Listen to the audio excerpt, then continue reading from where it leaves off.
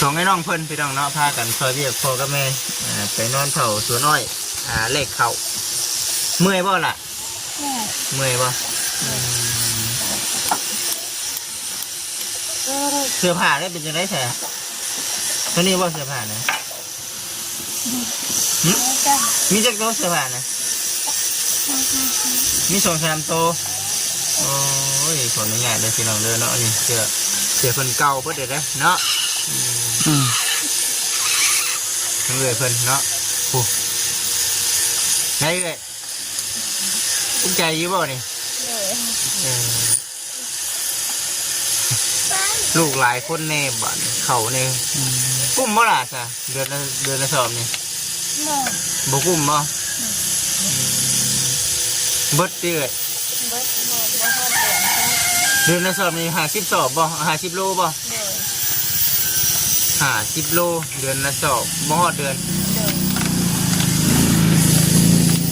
บ่ฮอดเดือนซับได้เพิ่นบอกนะได้ไปได้ขึ้นว่าถ้ามันบ่ได้จะ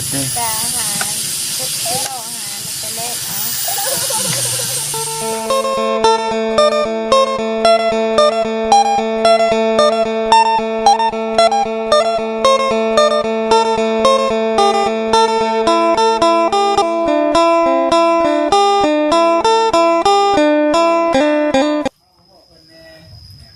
พุ่น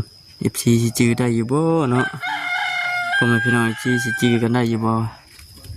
เพื่อนหลังนี้พี่น้องรู้สึกเบิ่งนี้คือสูงขึ้นกว่าเก่าโดยพี่น้องเนาะเอาก่อนอื่นก็ทักทายสบายดีเด้อพี่น้องเด้อเนาะสบายดีพ่อแม่พี่น้องกันเบิดสุขสุขคนพี่น้อง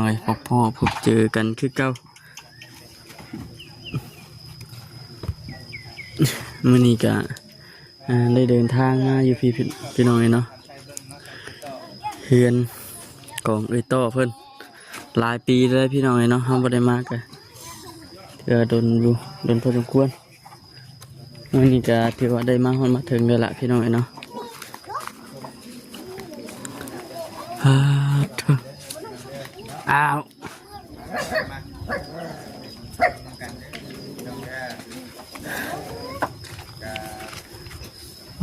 เธอนั่งสลายเต็มเพื่อนอยู่เนาะ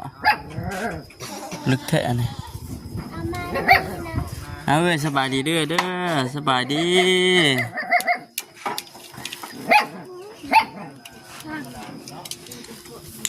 มีแต่มาหาเด็กนี่เนาะ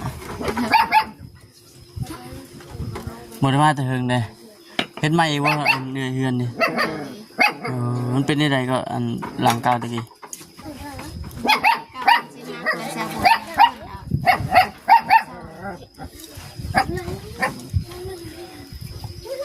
คือว่าสูงกว่าเก่าพี่น้องเนาะบ้านนี้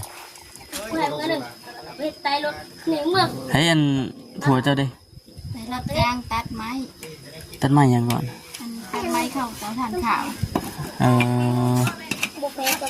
ตัดไม้หัดจ้างเขาเตาไก่บ่ย่างไปย่างมาเลยเนาะแต่ละมื้อเนาะ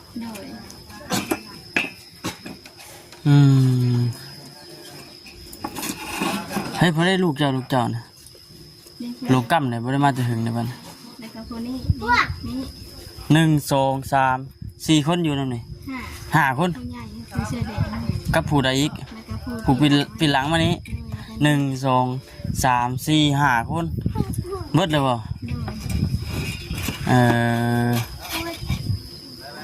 ยูสลาเนี่ยมีแต่ลูกหลานนี่เนาะ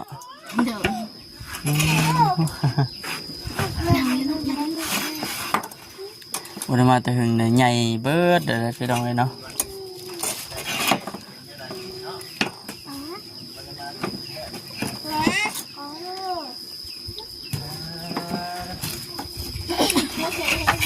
ไปเฮ็ดใหม่แล้วนี่เนาะเอ้ยเนาะยอดมาคำน้ำเน่สบายดีเด้อพี่น้องเลยสบายดีเด้อใช้คนไหนในลูกนะหาคนเจ้าแนมเพิ่งจือบ่เฮ้ยตามมานี่ดูลูกเต้านะมาพี่ดูฮะมาไปให้เบิ่งได้มั้ย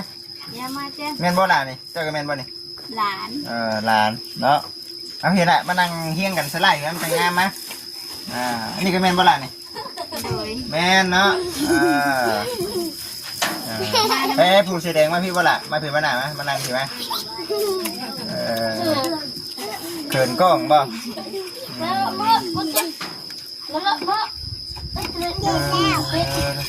โต๊ะพี่น้องเลยเนาะเบิ่ง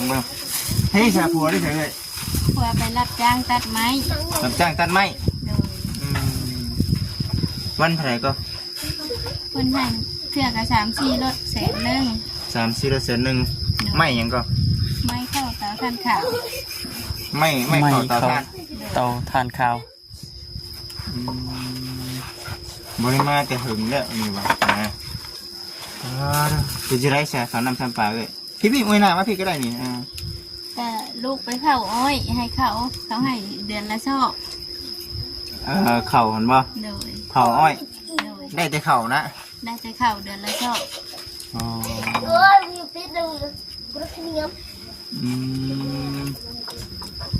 คือเรื่องเจ้าได้ถักไป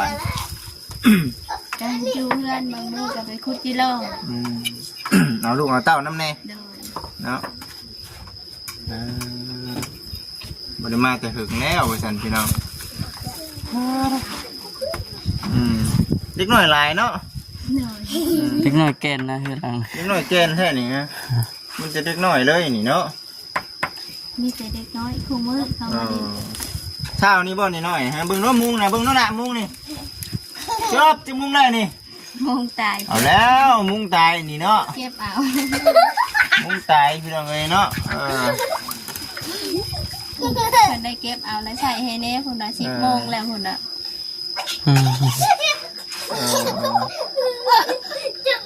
ใช่กับคนนั้นบ่คนนั้น ใส่ลงน้ำใส่ คนละ ใส่ คน บ่อยู่แม่นบ่ น้ำใส่กระตัดไม้ไปชาวป้า ไปทางป่าติ หนึ่ง เนาะเสื้อผ้าหน้าแพร่ทั้งน้องเพิ่นเนาะอำนาจใช่ๆเลย อยู่กับคนสาม น้ำสางจะลุมหวยเพิ่นบ่ เอา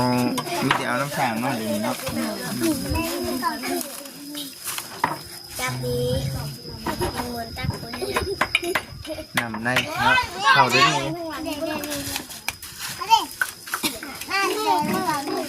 มีหยังน้ำของ หมกม่วง เอ้าอยู่ว่าหยังนะ เอา แค่ ใส่ของดิ อันเดย เออ ผู้น้อยๆนี่เราไปเก็บอยู่โรงเรียนเลย โอ้มาหาก่อนพี่น้องเนาะก็ต่างมาหาเอ้ยใหญ่แล้วก็ทั้งเอ้ยเพิ่นเนี่ยอยู่มันใกล้ๆกันเนาะปกติเพิ่นมาประมาณจักโมงครับเอ้ยใหญ่เพิ่นมา ข้ามได้4-5 โมง ค่ำบ่ หนึ่ง 2 โมงเนาะตอนนี้ แล้วก็หากระไปแล้วตะกี้ก็พากันเพื่อน แม่นบ่เป็นจังได๋ครับครอบครัวเพิ่น ก็ธรรมดาอยู่นะ ธรรมดาบ่กลับมาแล้วเอ้ยใหญ่เนาะอันไหนบ้างเนาะคือว่าอยากมาถามไทยเบิ่งนั่นแหละพี่น้องเนาะในครอบในครัวเพิ่น เป็นอะไรว่าจังได๋ เมื่อก่อนเป็นแต่วังเรากลับไปเข้ากับบ่ได้อัปเดตเลยเห็นนะเอามาหาสังเกตเป็นน้ำเนยอัปเดตเยี่ยมยามทำไทยน้ำเนาะอันนี้เอ้ยบุญละวันนี่มันบ่ เดิน เอ้ยบุญเพิ่นให้เจ๊ตะกี้คนแหละพี่น้องเลยเนาะลูกจะคนก็จะนะ 5 คน ลูก5 คนบ่ อยู่ครบ 30นะ 30บ่ เดิน 30 ปีลูก5 คนล่าสุดนี่จักปีนี่ 4 ปี 4 ปีบ่คนนี่โอ้ยเนาะ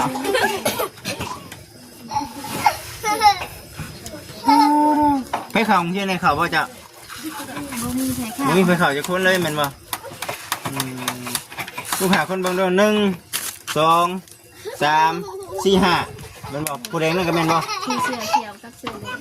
หลือง ผู้นั้นเดิน ผู้นี้ผู้นี้อีกอ้อให้อีกผู้หนึงเลยบ่มีบ่ ผู้หญิง2ชาย3 ผู้เคยเจอผู้ใหญ่ๆน่ะ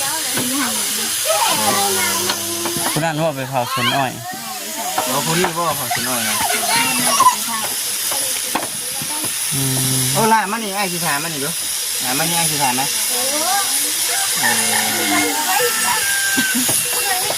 มาที่ว่าแหละมาหน้าที่นะเว้ยมาหน้าที่นะไอ้สิถามนะข้าวยังก็ข้าวผู้พาไก่บ่ส่วนน้อยนะไก่บ่ไปเผาก็ภายในไปเผาส่วนน้อยน้องสองคนนั้นนึงหรออะไรมาดิดูให้ผู้ไหนมาดิดูเขินกล้องบ่มาสิได้มาสิมาไอ้สิถามมาสิมานั่งใกล้ๆลงมานั่งอยู่ลงเอาลงได้มาสิมาสิมาโอ้นั่งข้างๆนี่นี่ข้าวยังไงนี่ฮะข้าวเจียมใส่เห็นบ่ข้าวผู้ผาผู้ผาเจียมใส่ไปนอนอาณาเผาสวนอ้อยนี่ใหญ่บ่กระตอบตูบนะไม่ได้มีนั่นนี่แต่ทำมันอยู่ไกลจากอันนั้นนะมันอยู่แคมหนองอยู่เข้มน้องคือเจ้านอนในไรแม่เวลานอนเดี๋ยวนอนกลางคืนบ่เดี๋ยวนอนกลางเว้นเที่ยวบ่ โอ้เดี๋ยวนอนเผาแล้วกลางคืนไม่เผาค่ะกลางคืนไปพ่อไปเผาสวนอ้อยที่พระเจ้าให้เดือนละสอบไปเผาบัดเขานั่งซ้ำปลาได้ไหมกินในไรให้กินในไรน่าจะไปกินแล้วคือห่อไปแต่เพื่อนที่บ่ตำเจียวพริกไปเนาะกระส่งให้น้องเพื่อนเนาะเจ็ดเวียดซอยมาจิตเด้อถามเด้อส่งแล้วนุ่งส่งเลยไปเนาะเนาะส่งให้น้องเพื่อนพี่น้องเนาะพากันซอยเวียดพ่อกับแม่ไปนอนเผาสวนอ้อยเล็กเขาเมื่อยบ่ล่ะเมื่อยบ่เสื้อผ้าได้เป็นยังไงแท้ตัวนี้ว่าเสื้อผ้านะมีจักรโตเสื้อผ้านะมี2-3 โตโอ้ยขออนุญาตเลยพี่น้องเด้อเนาะนี่เสื้อเพิ่นเก่าเพิ่นเด็ดเลยเนาะทั้งเลยเพิ่นเนาะโอ้ได้เลยภูมิใจอยู่บ่นี่ลูกหลายคนแน่บ้านเขาเนี่ยกุ้มบ่ล่ะจ้ะเดือนละสอบนี่บ่กุ้มบ่เบิดเดือนเดือนละสอบนี่50 สอบบ่50 โลบ่50 โลเดือนละสอบบ่ฮอดเดือนบ่ฮอดเดือนซับได้เพิ่นบอกนะได้บ่ได้ขึ้นว่ามันบ่ได้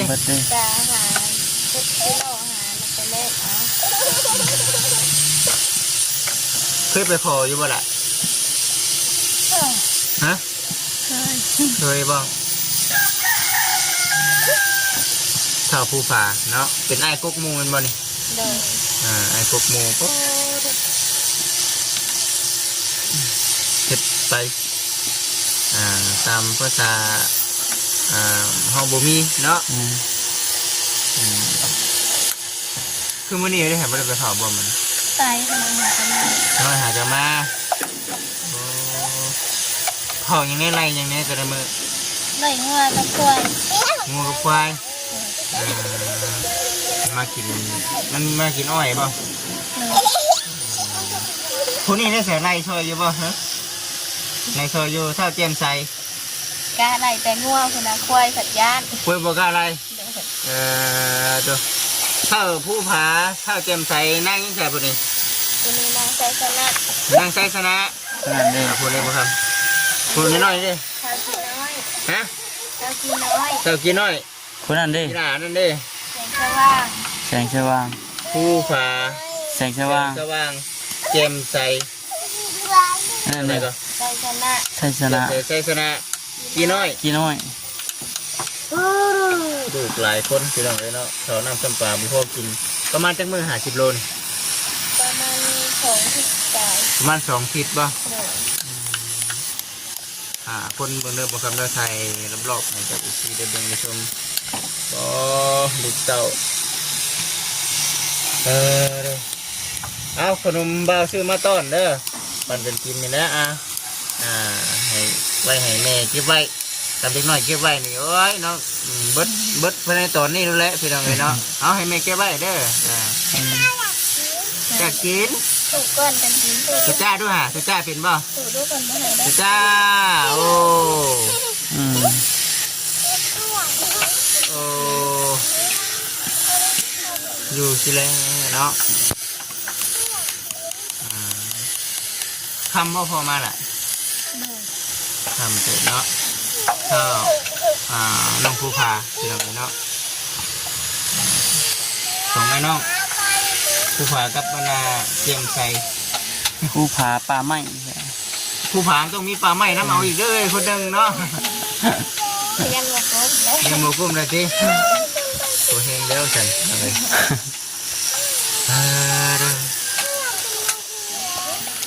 บริมาแต่เหอะไปจื้อเปล่าจีบ่บ่จื้อเนาะจื้ออยู่บ่ โดย จื้ออยู่เนาะมีแต่เฮานี่บ่จื้อเราเจ้าต่อพี่น้องเอ้ยเนาะเมื่อก่อนก็เคยมาหาเราอยู่ตั้งแต่ทางคุณลุงคำสิงห์และบาบิพรเพิ่นมาให้เป็นสะพานบุญให้วิกี้เพิ่นแหละไม่ได้มาได้พ่อก็ถือว่าโอ้ยังคือเก่าอยู่นี่เนาะถึงบ่ได้สิใหญ่ไม่ไหว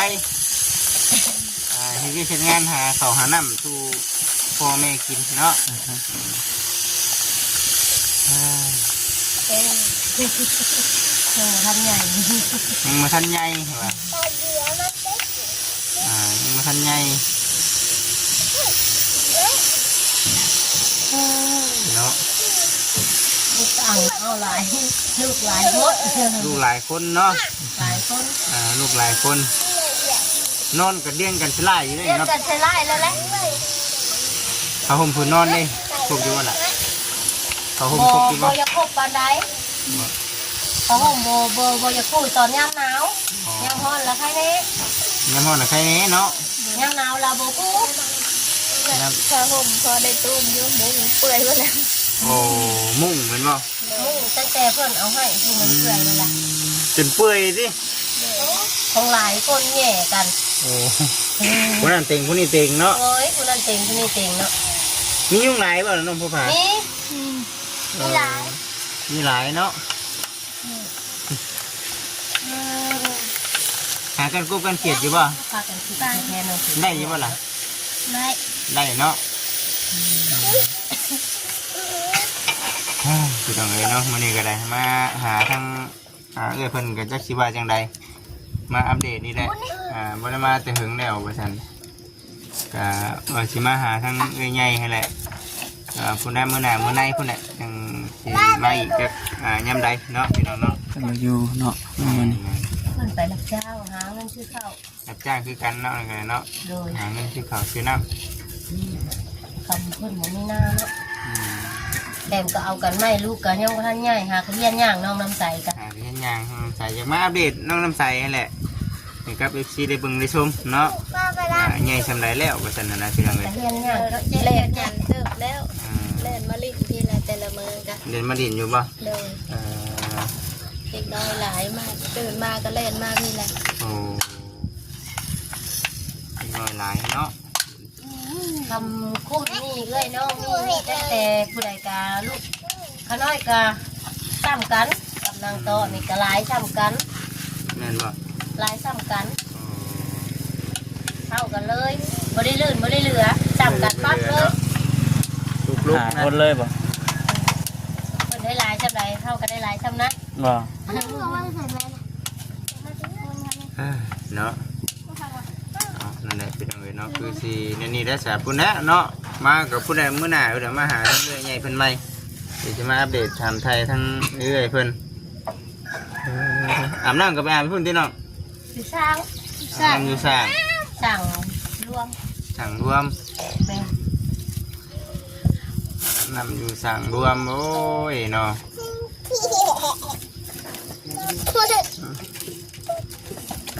คือมาจะหึงได้พี่น้องเนาะคือชีวิตยังมาเล็กน้อย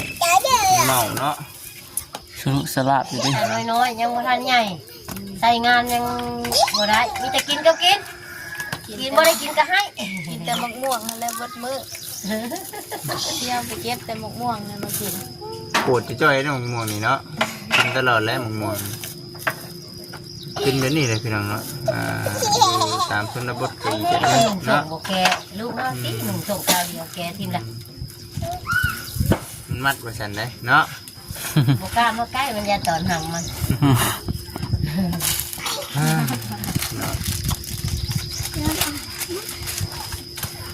แล้วไม่แต่ว่าเมื่อหนาเมื่อไหร่เพื่อนสิเขามาเยี่ยมมายามไหม มื้อหน้าพูดได้เสด็จเด้อเนาะมาเยี่ยมทำไทยเบิ่งนี่แหละพี่น้องเอ้ยเนาะ คือตาเห็นนี่แหละมึงบ่ได้คืบหน้าไปไสเกช่างซ้ำนี้ยับไปหน่อยนึงพอได้เฮือนอยู่ เนาะ มันบ่ได้ชังกะสีคนช่อยก็บ่ได้อยู่คือเก่าแล้วมันมีอันมุงแล้วค่ะพอได้อยู่หาไปปีกไปยังแล้วมาใส่ก็ได้ท่านไม่เลื่อยแท้เพิ่นก็บ่ได้แล้วเนาะบ่มีเงินจ้างเพิ่นเลื่อยให้ เนาะ ก็ได้ซ้ำนี้แต่ยังดียังพอได้ชน เนาะเพิ่น เขียวไปใช่เขียวนะ เอ้า ฮะ เข้าแล้วก็ล่นแล้ว เนาะเจ้าเฮียแล้วบาดนี่ เวลาง่วงมันง่วงเท่บ่ มันงัวเตะบ่เนาะ ปลาไหลงัวตลอดเลยเนาะ